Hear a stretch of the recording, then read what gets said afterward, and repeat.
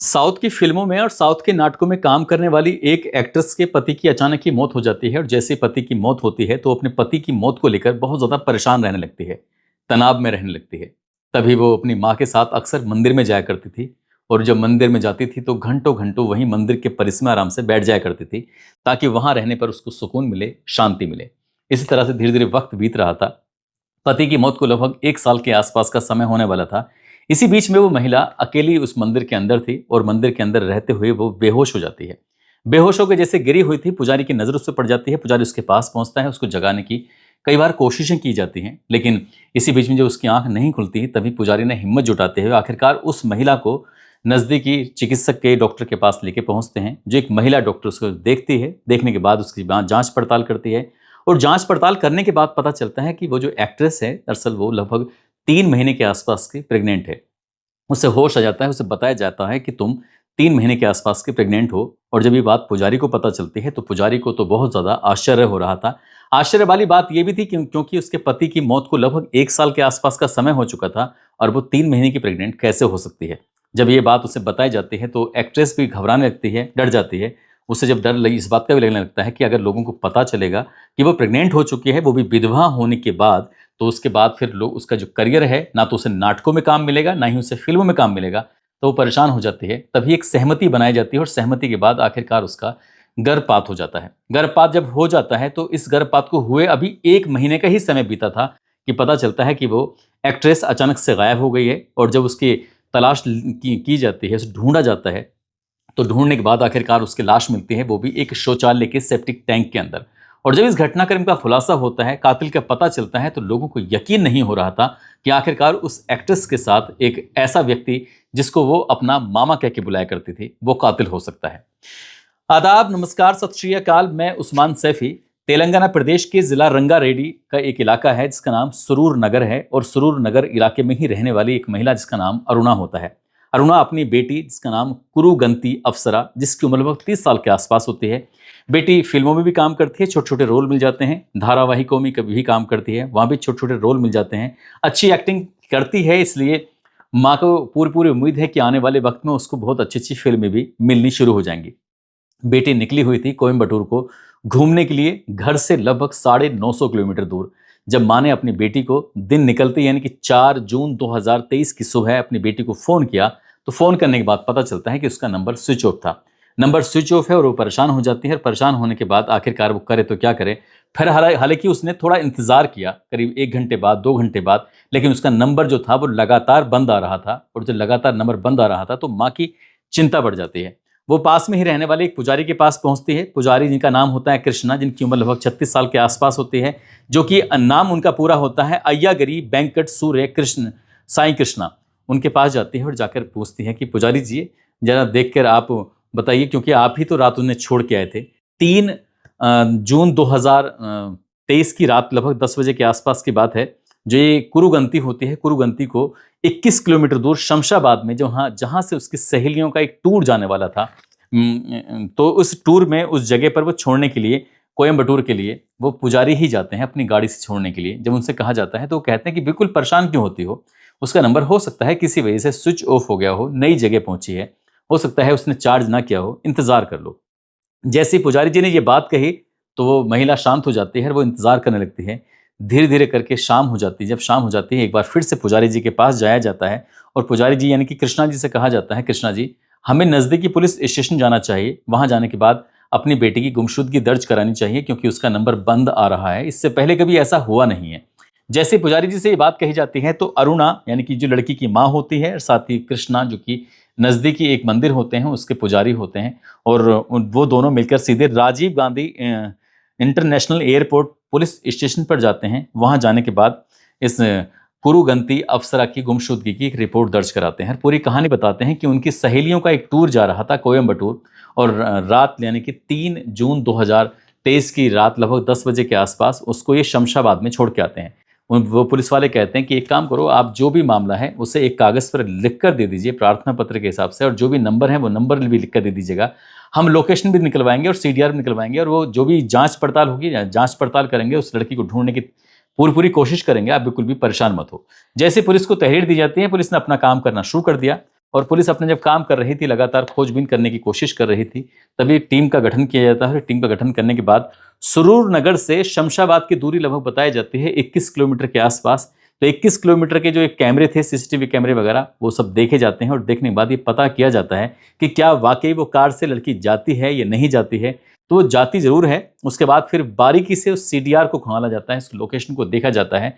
तो ये पता चलता है कि जैसे ही पुजारी जी से पूछा जाता है कि तुमने कहाँ छोड़ा, तो वो कहते हैं कि मैंने शमशाबाद के बस स्टैंड पे छोड़ा था। और जब उनकी भी लोकेशन देखी जाती है तो वो शमशाबाद से आगे एक गांव लगता है नारकुंडा, और नारकुंडा से थोड़ा सा और आगे नवरंग वेंचर लगता है, वहां तक इनकी लोकेशन जाई जाती है। जब पुलिस वाले पूछते हैं कि क्या तुम वहां भी गए थे, तब वो कहने लगता है कि मैं वहां नहीं गया था, लेकिन सीसीटीवी फुटेज में भले ही चाहे वो वहां तक शमशाबाद तक दिखाई दे रहा था, लेकिन जो उसकी फोन की लोकेशन होती है वो इस नवरंग वेंचर तक गई होती है। इस बात को उसने छुपाने की कोशिश की। पुलिस के लिए प्राइम सस्पेक्ट कोई और नहीं था, बल्कि प्राइम सस्पेक्ट अब पुजारी कृष्णा ही हो जाता है। पुलिस ने उस कृष्णा को हिरासत में लेती है। हिरासत में लेने के बाद उससे जब सख्ती से पूछताछ करना शुरू किया जाता है, तब पूरी कहानी सामने आती है। दरअसल ये लड़की है जिसका नाम कुरुगंती है। कुरुगंती मूल रूप से तमिलनाडु प्रदेश के कोयम्बटूर की रहने वाली होती है और इसके पिता की बहुत साल पहले मौत हो जाती है।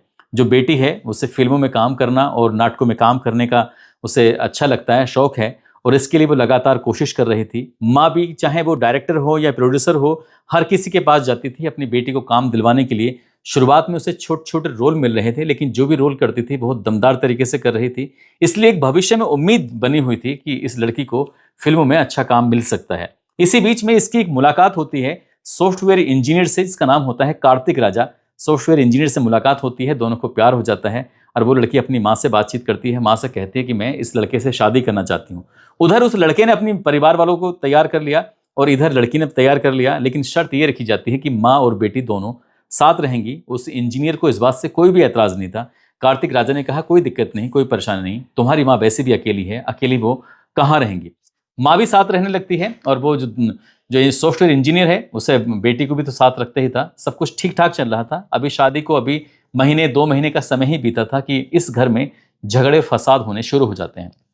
कुछ ही वक्त के बाद झगड़े ज्यादा बढ़ने लगते हैं। उधर ससुराल वालों का भी इंटरफेयर होने लगता है, इधर माँ का भी इंटरफेयर होने लगता है। जब घर में ज्यादा विवाद होने लगता है तो एक दिन गुस्से में आने के बाद जो ये लड़की होती है जाकर नजदीकी पुलिस स्टेशन में जाकर एक शिकायती पत्र देती है और शिकायती पत्र के आधार पर एक मुकदमा दर्ज कर लिया जाता है। पुलिस ने उस सॉफ्टवेयर इंजीनियर को हिरासत में लिया और हिरासत में लेने के बाद उसको जेल भेज दिया।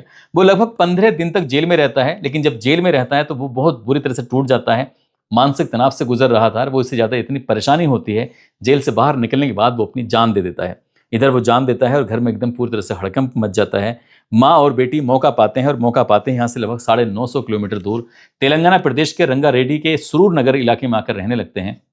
जब वो बिल्कुल दूर चले जाते हैं तो जो लड़के के परिवार वाले थे उन्होंने भी कोई मुकदमा वगैरह नहीं किया और मामला पूरी तरह से शांत हो जाता है। लेकिन ये लड़की जो होती है वो इतना परेशान रहने लगती है कि अपने पति को बार बार याद करती थी और तनाव को मुक्त करने के लिए वो नज़दीक में ही एक सम्मा मंदिर होता है, सम्मा मंदिर में जाकर आराम से बैठ जाया करती थी। माँ भी साथ में जाया करती थी, बंगारू में जो सम्मा मंदिर होता है। तो जब माँ जाती है तो माँ इस कृष्णा को, जो पुजारी होता है, इसको अपने भाई का दर्जा दे रखा था, छोटे भाई की तरह। और ये उस इलाके में उसकी अच्छी खासी पहचान थी। वो लोगों से चंदा इकट्ठा किया करता था, गौशाला का भी निर्माण किया करता था, मंदिर भी उसने बनवाए थे और उसकी इलाके में बहुत अच्छी खासी पहचान हो जाती है। ना जाने कब उस पुजारी यानी कि कृष्णा का उस लड़की से बहुत ज़्यादा नज़दीकियाँ बढ़ जाती हैं, दोस्ती हो जाती है, किसी को पता ही नहीं चलता। और वो इस रिश्ते को उन्होंने बहुत ही गोपनीय तरीके से रखा और किसी को भी इस बात का एहसास तक नहीं होने दिया। अप्रैल 2022 से ये दोस्ती शुरू हुई थी और दोनों के बीच में फिजिकल रिलेशन भी बनने लगते हैं। जब मौका मिलता था, जहां मौका मिलता था, वो दोनों साथ रहा करते थे। हालांकि जो पुजारी होता है उसकी साल 2010 में शादी हो चुकी थी, उसको अपने बच्चे भी थे। लेकिन इस लड़की ने मार्च 2023 में आखिरकार प्रस्ताव रखा उस पुजारी के सामने कि मैं तुमसे शादी करना चाहती हूँ और बाकी की जिंदगी तुम्हारे साथ ही जीना चाहती हूँ। और जैसे ही पुजारी ने ये बात सुनी, पुजारी के पैरों तले जमीन खिसक जाती है। पुजारी सोचने पर मजबूर हो जाता है। पुजारी कहता है कि मैं शादीशुदा हूँ, मेरे बच्चे हैं, इस बात का तो ख्याल रखो। उसने कहा मैं जानती थी कि तुम शादीशुदा हो और तुमने मेरे नज़दीक आने की कोशिश की। इसी बात को देखते हुए इन दोनों के बीच में कहासुनी शुरू हो जाती है और कहासुनी बढ़ने लगती है। अभी मार्च का ही महीना था। अप्रैल और मई जैसे ही गुजरता है तो उसके बाद मई के महीने में पता चलता है कि एक दिन वो मंदिर के परिसर के अंदर ही बेहोशी की हालत में मिल जाती है। और जो बेहोशी की हालत मिलती है तो ये पुजारी ही उसे डॉक्टर के पास लेके जाता है। एक महिला चिकित्सक से बातचीत करने के बाद पता चलता है कि ये लगभग 3 महीने के आसपास की प्रेग्नेंट है। इधर उस लड़की को ये बताया जाता है कि तुम्हें जो फिल्मों में काम मिलता है या नाटकों में काम मिलता है, वो काम मिलना बंद हो जाएगा, क्योंकि तुम विधवा हो और विधवा होने के बाद भी तुम्हें, अगर तुम किसी को ये पता चलेगा कि तुम गर्भवती हो चुकी हो, तो ये तुम्हारे लिए बहुत ज़्यादा खराब होगा। लेकिन पुजारी के लिए उससे कहीं ज़्यादा खराब था, क्योंकि पूरे इलाके में पुजारी की बहुत अच्छी खासी पहुंच थी, बहुत अच्छी खासी पहचान होती है। तभी पुजारी ने ही एक प्लान बनाया कि क्यों ना हम लोग घूमने के लिए कोयम्बटूर चलें। माँ को बताया कि वो सहेलियों के साथ घूमने के लिए जा रही है, लेकिन उसने पुजारी के साथ बाहर घूमने का प्लान बना लिया था। और इसी बीच में मौका पाते ही उसने 3 जून 2023 की रात लगभग 10 बजे के आसपास घर से निकलते हैं, शमशाबाद की तरफ पहुंचते हैं। और शमशाबाद से थोड़ा सा ही आगे गांव लगता है। जब वहां पहुंचते हैं तो इस लड़की को नारकुंडा के पास में जो नवरंग वेंचर इलाका है, वहां जैसे नींद आने लगती है, तो उसका जो सर था वो डैशबोर्ड में बहुत पूरी ताकत के साथ मारा जाता है। साथ ही पहले से ही उस गाड़ी के अंदर, उस कार के अंदर एक पत्थर होता है। पत्थर को लगातार एक के बाद एक उसके मुंह पे, उसके चेहरे पे मारा जाता है, और तब तक उस लड़की को मारा जाता है जब तक कि उसकी मौत नहीं हो जाती। मौत होने के बाद आखिरकार उसकी जो लाश होती है उसको डिग्गी के अंदर रखा जाता है और ठीक वापस लेकर आ जाता है। उस डिग्गी के अंदर लाश 2 दिन रहती है। जिस दिन वो थाने में एफआईआर दर्ज कराने के लिए गया था, उस दिन भी लाश उस डिग्गी के अंदर ही थी। एक तरफ डिग्गी के अंदर लाश है और वो उसे ढूंढने का पूरा नाटक भी कर रहा है। माँ भी उसी गाड़ी में घूमती थी। सब कुछ ऐसे चल रहा था नॉर्मल। तभी मौका पाता है, और मौका पाते ही उसके घर और मंदिर के बीच में एक सरकारी मंडल रेवेन्यू ऑफिस होता है। वहीं पर एक सेफ्टिक टैंक था जिसका इस्तेमाल बहुत ही कम होता था। तब तक उस जो बॉडी होती है, बॉडी के अंदर भी दुर्गंध आने लगती है। हालांकि बीच बीच में मौका पाता था और उसके अंदर वो फ्रेशनर जो छिड़कता था, जिसकी वजह से कुछ ऐसे परफ्यूम वगैरह लगाया करता था जिससे क्या दुर्गंध कम आए। लेकिन जब ज़्यादा ही वक्त आगे बढ़ने लगता है तभी मौका पाता है। और ये 5 जून 2023 की शाम को उस जो सरकारी मंडल रेवेन्यू ऑफिस के पास में जो सेफ्टिक टैंक होता है उसमें उसने उसको डाल दिया। और आसपास के लोगों से कहा कि ये किस तरह की बदबू आ रही है। तभी कहा कि पुजारी जी आप ही देख लीजिए। तो उसने अपने ठेकेदार होने का यहाँ पर फायदा उठाया। 2 डंपर मट्टी मंगाई और मट्टी मंगाने के बाद उस इलाके में डाल दी। और इलाके में डालने के बाद साथ ही जो सेफ्टिक टैंक होता है उसको उसने सीमेंट से पूरी तरह से पैक करा दिया था, ताकि इस बात का किसी को एहसास ना हो। लेकिन पुलिस ने जब इस मामले का खुलासा किया, सर्विलांस की मदद से, सीडीआर की मदद से और बातचीत की मदद से आखिरकार इस घटनाक्रम का खुलासा होता है और वो लाश उस सेफ्टिक टैंक से निकल के बाहर आ जाती है। जब बाहर निकल के आती है तब जिस बात से पुजारी घबराया हुआ था, डरा हुआ था कि ये बात समाज में पता चलेगी तो क्या होगा, तब लोगों को बाकी पता चलता है तो बड़ा एहसास होता है। और ये खबर पूरे ऑल इंडिया लेवल पर प्रकाशित होती है। लोगों को इस बात का पता चलता है तो यकीन नहीं हो रहा था कि जिस पुजारी को वो लड़की मामा कह के बुलाया करती थी, दरअसल वही पुजारी उसके साथ एक अनैतिक रिश्ते में बन जाता है। और इससे पूरे समाज को एक गलत संदेश, एक गलत मैसेज जाता है। दोस्तों, ये मामला फिर इसकी चार्जशीट लगाई जाती है, मामला अदालत पहुंचता है और रंगारेड्डी जिले की अदालत की तरफ से मार्च 2025 में फैसला आता है। और फैसले में कहा जाता है कि जब तक इस पुजारी की सांस में सांस है तब तक इसको सलाखों के पीछे रखा जाए। साथ ही इस पर 10 लाख रुपए का अर्थदंड भी रखा जाए। इस 10 लाख रुपए की राशि में से 9,75,000 रुपए के आसपास की जो राशि है उस लड़की की मां को दे दी जाए, ताकि वो अपना भरण पोषण कर सके। दोस्तों, इस पूरे घटनाक्रम को सुनाने का उद्देश्य किसी को परेशान करना नहीं है, किसी का दिल दुखाना नहीं है, बल्कि आपको जागरूक करना है, आपको सचेत करना है।